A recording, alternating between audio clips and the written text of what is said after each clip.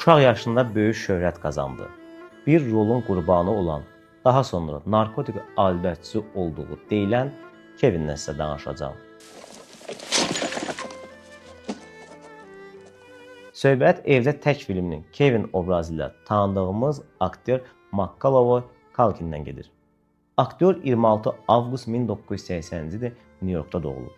Əsl məşhurluğu isə Evdə Tək filmində gəlir. Kevin rolu onu bir anda dünyaya tanıtdı.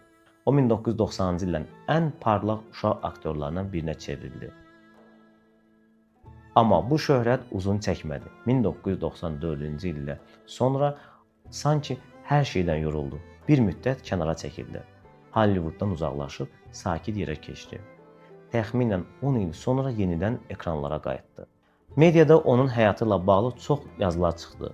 Deyilənə görə bir vaxtlar çətin dönəmlər yaşayıb, hətta narkotiklə bağlı iddialar da səslənirdi. Bəzi qəzetlərdə onun səhhəti barədə sensasiyon açıqlamalar yazılırdı. Bildirilirdi ki, şəxsi həyatında yaşadığı gərginliklər, ayrılıqlar və ailə problemləri bu prosesə təsir edib. Bu gün o qədər də aktyorluqdan tam uzaq deyil.